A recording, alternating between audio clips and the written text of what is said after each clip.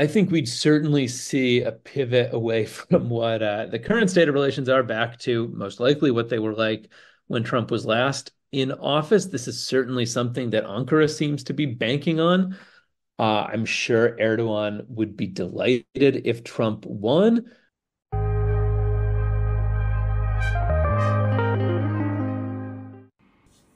Welcome to the ELIAMEP podcast series.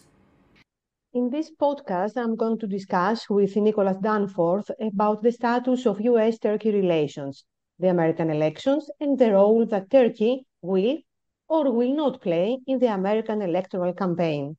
Nicholas, thank you very much for this discussion. Do you think that US relations with Turkey will continue to be dysfunctional?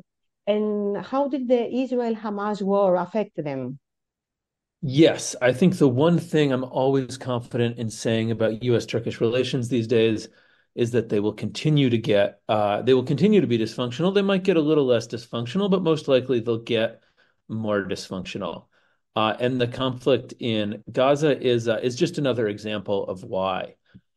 Erdogan, in this case, actually, like much of the world, is deeply critical of Israel's actions, is deeply critical of the United States' support for Israel's actions, has been very vocal about that fact, has done it in a less effective, less diplomatic, more antagonistic, more explicitly pro-Hamas way than a number of other actors on the global stage. In doing so, has clearly prioritized wanting to be confrontational, wanting to stand out as an outspoken critic of Israel, not to say supporter of Hamas. And in doing this, he has, not surprisingly, alienated a number of people in the United States, a number of people in the United States Congress, people in the current U.S. administration. The Erdogan's particular skill, his particular knack in commenting on this issue is that even for a lot of us who ourselves are very critical of Israel's actions, ourselves are very critical of the United States' policy on this particular issue, Erdogan still manages to comment on it with such a perspective, with such a flair, with such a naked indifference to Hamas's atrocities that he really manages to alienate wide swaths of the American public and political class. And that's as much as we're coming maybe closer to solving some of the other issues with Turkey, although still not very close in the case of Sweden's NATO membership in the F-16s. Now we have a new set of problems. Well, do you believe that Biden administration, in the time that they have, they will try to find even more common ground with Ankara, or at the end of the day, they will try to find ways to work around Turkey? Or is that not possible, Nicholas, because of the geostrategic, but the geographical place of Turkey? I'm going to say a little bit of yes to all of those. The Biden administration, I think to its credit, from the outset has been very clear. I think has actually had a very clear and consistent policy towards Turkey, which is that they're certainly open to finding ways to working with Turkey when there are real possibilities. But they're not going to go out of their way to try to do so. They're not going to seem overly solicitous of Turkey. They're not going to seem desperate to win Turkey's support. They're going to leave the ball in Turkey's court when it comes to mending relations. And they're going to try to find ways to work around Turkey wherever possible. And, to the extent that isn't possible, which is part of the problem, they're taking a narrow, targeted approach on trying to solve the issues that are of utmost political importance. So on something like the S-400, U.S. put sanctions on Turkey but according to U.S. congressional bill passed by Congress, the CATSA Act, the United States is obligated to put sanctions on Turkey for its purchase of Russian S-400 missiles. The Biden administration has continued to implement those sanctions.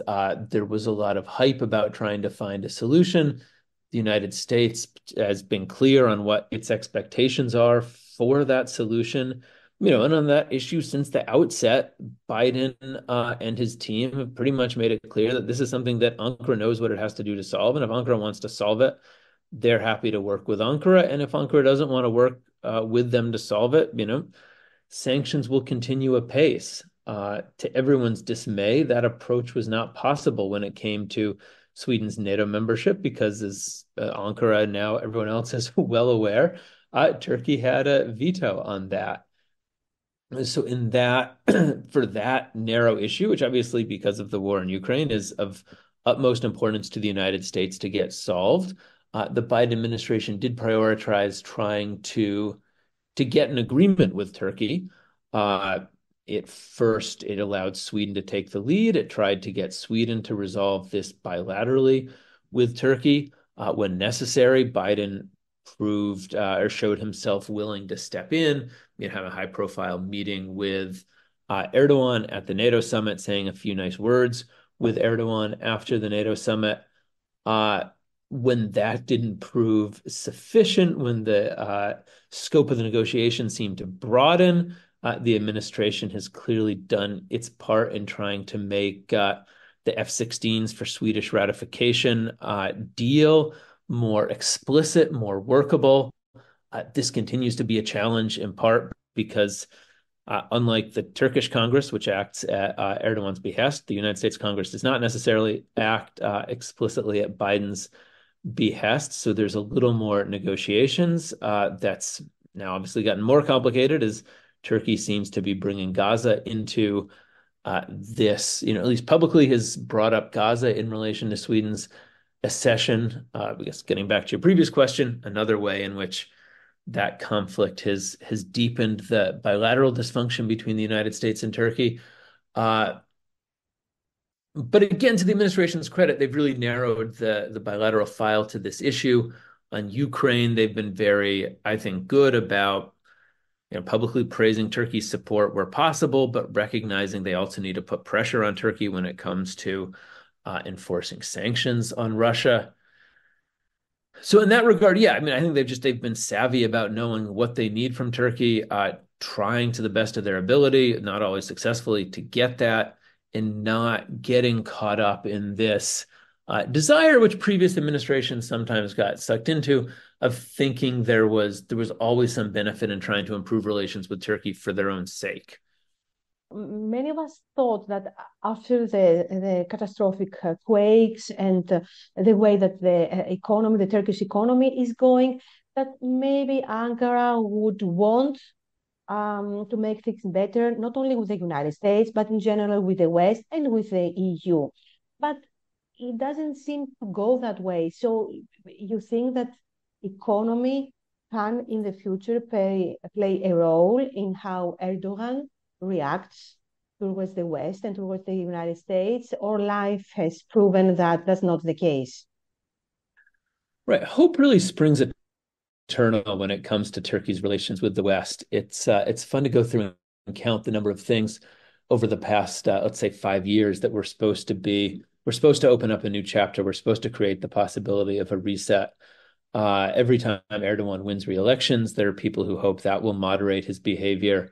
When Biden won re-election, when Biden was elected, there were hopes that that was going to be grounds for a reset in U.S.-Turkish relations. When the war in Ukraine started, people thought that was going to lead Turkey to pivot back to the West. There's a never-ending stream of these. The Turkish economy has also been something that created those hopes. I don't think completely falsely. I'm very cynical about the idea that we're ever going to see a broad shift in Turkish policy. I think Erdogan's political alignment, his own ideology, his own threat perceptions, his own worldview, his own the political constellation that he's created makes such a thorough shift impossible. But all that said, I do think the economy has really tempered his policies. I do think the economy has put constraints on what he can do, and that's given the alternatives, given the possibilities, that's something positive. And I think I imagine folks in Greece realize this as clearly as everyone else. At the end of the day, even if Turkey's actions don't seem super constructive right now writ large, compared to when he was making threats about the sovereignty of Greek islands, compared to when he was aggressively pushing for energy exploration in Greek exclusive economic zone, that Turkey's behavior on that front, vis-a-vis Greece, vis-a-vis by extension the EU, is very subdued. As much as there's now anger over Gaza, uh, and that's inflecting Turkish Erdogan's rhetoric. The general tone in relation to the United States is still less aggressive than it was before. And so, some of this does have to do with the economy. Certainly the big pivot we've seen, that what seems to be a more substantial and lasting pivot in regards to Turkey's relation with the Gulf countries, with Saudi Arabia and with the UAE, I think very much reflects Erdogan's economic constraints. But again, it's why it's like the economy constrains Erdogan. It keeps him from necessarily doing everything he wants or being as aggressive as he might want to be. But it only goes so far. Again, I think we've seen that most clearly in the case of Israel. The Undoubtedly the economy was part of what led Turkey to push for a very public rapprochement with Jerusalem a couple of years ago. But when the fighting started in Gaza, we saw the limits of that. And so I don't, and I hear this from my Greek colleagues much more clearly. I think everyone's very skeptical of Erdogan's motives in his current push for rapprochement with Greece. Everyone realizes there might be limits to how long this is going to last. And so yeah, I guess I don't want to discount the economy. I think that's real. I think that's shaping Erdogan's behavior, but it's a guardrail, and if you hit that guardrail full speed, you can also break through it. Now, in November 2024, United States is having elections. Do you believe that Yes. Turkey will play a role? And if yes, what kind of role in the electoral campaign? It's been funny recently. Turkey usually isn't a major political issue in U.S. politics. Erdogan's done a good job of making it a little bit more of a domestic political consideration than usual, in the worst ways possible. To the extent it was an issue during the Trump years, it was purely in relation to illegal activity, whether or not Michael Flynn, Trump's very briefly lived national security advisor, he was in the news for doing unregistered lobbying on behalf of the Turkish government. There were, of course, a great deal of subsequent coverage about whether or not the Turkish government was trying to illegally influence the U.S. government's handling of Reza Zarrab and the Halk Bank case. It looks like Turkey very much did try to influence that. Rudy Giuliani, who's now been in the news for all sorts of great stuff, was also acting on behalf of the Turkish government in trying to make this issue go away.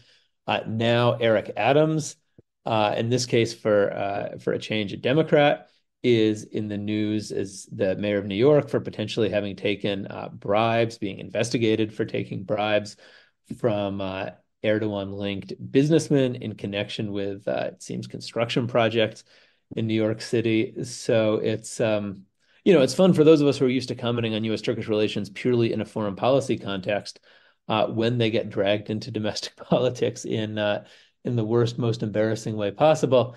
It opens up the scope of commentary, and it certainly doesn't do any favors for Turkey's reputation. And so, if Turkey gets involved in the next election, I suspect that will be how. God knows what they're up to in collusion with the Trump campaign already. As far as actual foreign policy goes, I'm probably less likely to see a major Turkish role in the election. If Trump gets the nomination, which seems like the most likely outcome now, there may be a little bit of rehashing of Trump's corrupt ties to Turkey. There may be some efforts to tar Trump as being Erdogan-esque, use his corrupt ties with Erdogan and his own authoritarian impulses to, play up that similarity. I don't know if that's something that Biden will go in on, but that's where I'd see this playing out in the election. Well, and in case Trump wins the elections, do you think that there will be a significant change in U.S.-Turkish relations, or not so much?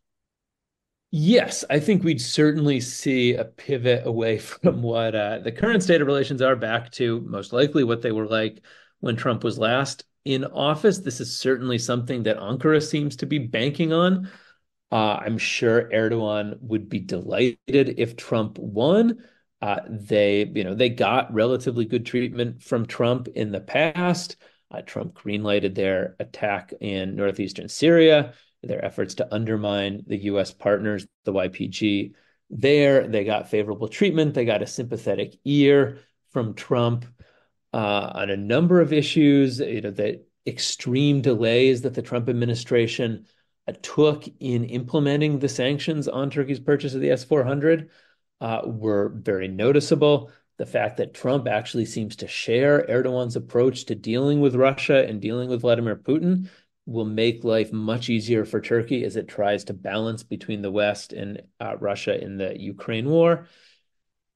So yeah, there's every reason to think that Trump's election would work out well for Erdogan. The only caveat I'd include is that Trump being Trump, there's a certain fickleness to him, there's a certain unpredictability to him.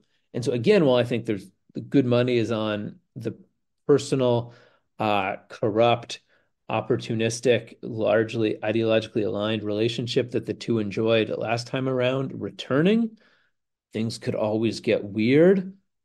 We saw, for example, in the case of Andrew Brunson, the U.S. pastor who was imprisoned by Erdogan, when negotiations to have him released and returned to the U.S. broke down, Trump actually got very angry at Erdogan.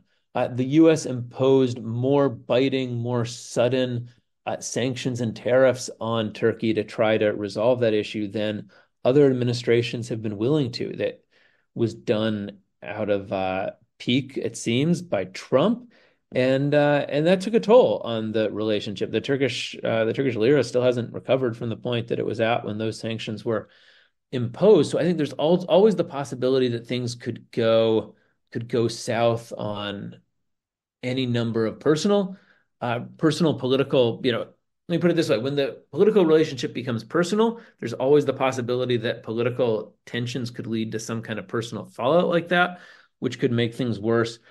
There's also the fact, and this does get overlooked sometimes, that Trump, amongst the entire Republican Party, was a little alone in his degree of enthusiasm for Erdogan. There's a predominant growing Christianist trend in Christian nationalist, religious nationalist trend in the Republican Party. Erdogan, of course, is the flip side of that. He's an Islamist. There's more than enough room for those ideological currents to fall afoul of each other. It was striking that Mike Pompeo, Erdogan's, sorry, Trump's Secretary of State, at the end of the Trump presidency, when Pompeo was trying to position himself for a ill-fated presidential run of his own, one of the few areas in which he actually publicly broke with Trump was in trying to take a publicly much harder line on Turkey, to be more pro-Greek, to be more pro-Cypriot, to go to Istanbul and visit the Patriarch, not visit Erdogan. And things like these reflected a real ideological current in the Republican Party that so far Trump has not gone along with. It Trump has been fallen astray of, but I think there's always the possibility that current is going to, certainly if we had a non-Trump Republican candidate, but even with Trump, that current could play a role as well. And could it also Israel play a role in all that, Israel-Hamas war? I mean, Republicans and especially Trump were very pro-Israeli, and he had very good relations with Netanyahu. So, could that make relations more difficult for Erdogan with the United States? Yes, and that's exactly the political constellation that, as much as Trump and Erdogan might have a closer relationship, could really really create further problems between Turkey and the United States.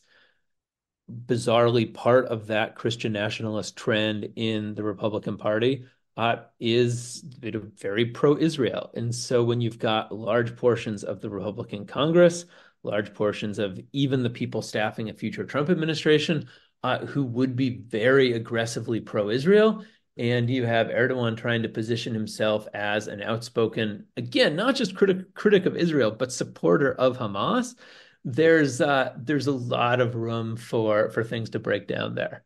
Do you see Turkey also continue to balance its relations with the West and inside NATO and with Russia and Vladimir Putin? Because he seems to play this game very, very well. Well, that's interesting. I don't, he's very eager to play the game, and I think he's going to continue trying to play the game. And I think everything, not just Erdogan, but people in Ankara have said, suggests that they're convinced they're playing the game very well and that they think their future lies in continuing to play this game. As an outside observer, I'm still a little skeptical about how effective that that's actually proved to be. I'm not sure. The theory of the case on Turkey's part was that by being essentially non-aligned, by trying to maintain good relations with both NATO and the West and Putin, that Turkey would enhance its regional power, that it would increase its leverage over both of these countries, and that this would work to Turkey's benefit. It would make Turkey a power broker. It would make Turkey, if nothing else, a crucial interlocutor in the conflict. And I haven't necessarily seen that working out for Ankara as well as they'd hope. They've certainly they've lost a lot of ground in U.S. public opinion. They've generated increasing frustration within Washington, and I'm not entirely sure what they have to show for it. The very fact that something like purchasing F-16s, which for decades would have been a non-issue, is something that the U.S. Congress would have greenlighted. There might have been, again, there were issues over Cyprus. There's always issues. Greek, Armenian lobbyists have tried to raise issues with military sales to Turkey in the past, but because Turkey was seen as such a strong ally, because Turkey was seen as such a priority, these things always went through in the past. And so the fact that you've now got a situation where a pretty run-of-the-mill military sale to Turkey is being held up, and that Turkey is now actually having to use its leverage within NATO, again, so far unsuccessfully, to try to get this sale through, shows that I'm not really sure how this leverage game is playing out for them. Economically, I mean, there's so much going on with Turkey's economy that it's really hard to point out cause and effect and figure out what specific aspects of their policies are helping them economically, what specific aspects are hurting them economically, playing an independent role, refusing to more aggressively impose sanctions on Russia, certainly has probably been good for Turkey's economy. That's something any Turkish administration would be tempted to do because of the role that Russia plays economically, that Russia plays in the energy sector for Turkey. But again, what has any of this really gotten Ankara? At the beginning of the war, Turkey was eager to put itself forward as the moderator, as a country that could bring the Ukraine and Russia and the West together, hosting peace talks. That those didn't go anywhere. The grain deal was one of the few concrete things that Erdogan could really point to demonstrate his theory of the case, to show that he was really providing benefits to the West, to the world, as a result of his non-aligned role. And then even that broke down. So I don't necessarily, I just see Turkey pissing people off here without necessarily getting a concrete strategic benefit from it. And one last question, Nicola, that doesn't have to do with Turkey actually, but with the United States and the electoral campaign, because I cannot. I want to ask that. What do you think will play the biggest role for the American voters in these very crucial elections in November? I'm glad you saved that for last. As difficult as trying to understand Turkish politics has always been for me, trying to understand US politics right now is even more difficult. Whether it will be the economy, whether it will be the fears of US democracy being destroyed if Trump gets reelected, whether it will be foreign policy issues like the war in Israel, which is certainly resonating with a lot of people domestically, whether it will be something else completely unexpected that happens within the next year. I don't dare make a prediction. A lot of things will clearly factor into people's decisions. A lot of the result will hinge on what specific set of factors do come into play when it comes to the American public. It's always going to be a little more unexpected, a little more difficult to understand than any of us, be they here or looking at the United States from the outside, would anticipate. So I'm gonna have to say God only knows, and I'm watching with mild, if not mounting alarm, to see how this all plays out. Thank you so much. Thank you. Thank you for the discussion. Thank you. Thank you.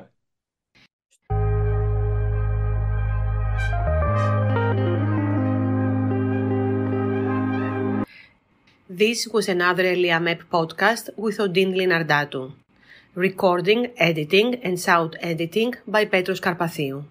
Follow us on the ELIAMEP channels on Spotify, YouTube, Apple Podcasts, Google Podcasts, and elsewhere.